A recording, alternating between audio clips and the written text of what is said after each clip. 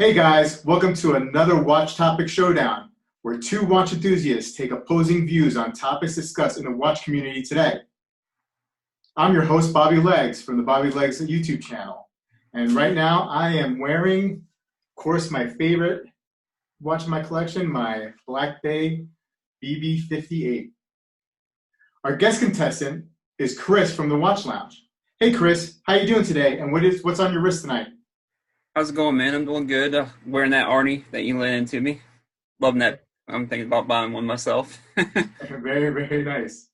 Awesome. And finally, let's welcome our in-house enthusiast, our master debater, Ryan. Ryan, how you doing, and what are you wearing this evening? Hey Rob, I'm doing all right. I'm doing well. I am wearing my Laco B dial with a paratrooper strap that I purchased for it because you know me, everything NATO.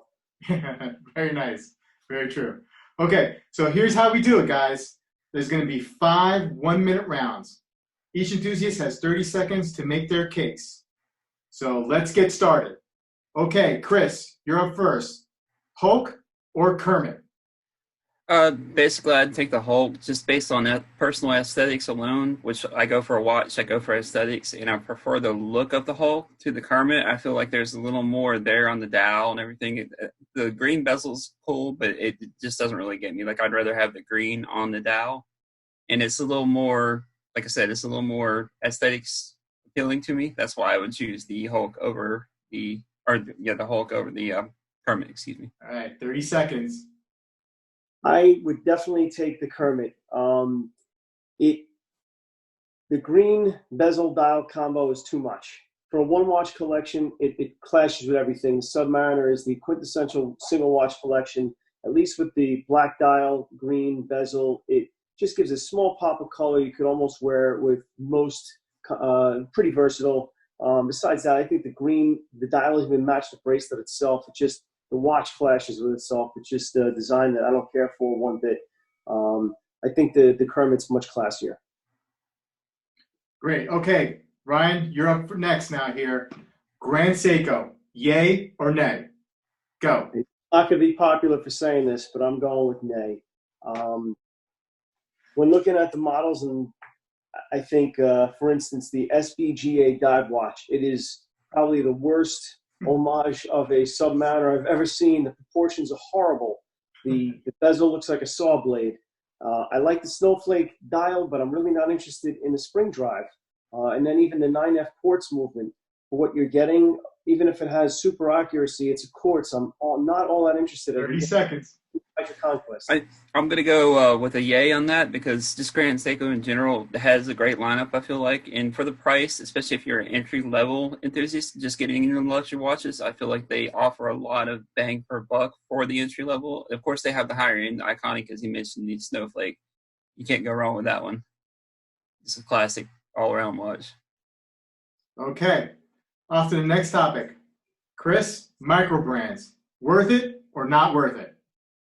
I'm going to go with worth it because, as I mentioned before in my videos, I spoke with a lot of the microbrand owners, and you get a lot more personal level from the owners than you would, like, say, somebody from Seiko or somebody like that. And I feel like they add their own personal touches into the watch. And just like, say, your Black Bay 58, which is a great watch, but you can get an NTH, like a Nakin or something like that, for about a fraction of the price and still get almost the same quality. Not quite the same quality as Tudor, of course, but almost. 30 seconds. Personal. Too many micros out there, or a lot of them are doing the same thing with the NH35 movement. Nice package overall, but the prices are creeping up, like the Laurier's getting up over $400, and not enough diversity in most of the lines to make it worthwhile. The prices have crept up so much, I'd rather just save my money and get a SIN for about the same price as maybe 2 of those, or even 1.5 or something. Okay, fourth topic. Ryan, Rolex, have we reached the bottom or not? Go. I think we reached the bottom. Rolex is the #1 luxury watch brand in the world. The #1 market is Asia, China in particular, and I think things are opening up back there. But realistically speaking, I can't envision the prices coming down very much. I'd say we're at the bottom now. it's the most sought after luxury watch there is, and there's still plenty of people with money in this world who want it. Considering the volume of watches produced, there's a premium on it. They're still somewhat limited. 30 seconds. I don't think we've reached quite the bottom yet. I remember first getting into collecting. Now this has been a couple of years ago. The Explorer 2, I could have gotten for about $4.5 to $5 grand. The Polar, that is. Stupidly, I passed on that. Didn't think I was ready for a Rolex, but I feel like prices may go eventually down to that if things keep going. I hope they don't, but if they keep going the way they're going, they may end up getting around those same price ranges as before. I feel like. Great. All right. Last question. Wild card. Chris, are you a whiskey guy or are you a Scotch guy? Go. I'm not really big on liquor in general, but if I had to pick, I'd probably say whiskey. Crown Royal. Well, Ryan, I think I know what your answer is on this. I am a single malt Scotch guy. That has been my vice for a long time. I'll take a Macallan 18 over just about anything. Not another dram in the world as good as that, with the exception of maybe a dark rum here and there. But it compared to bourbon, I can't even compare the two. People love bourbon, but there's so much more flavor characteristics and profiles in a good bottle of Scotch that most of the whiskeys can't compete. Scotch, whiskey, you know what? At the end of the day, I was a natty light guy. Anyway, guys, thanks for participating tonight.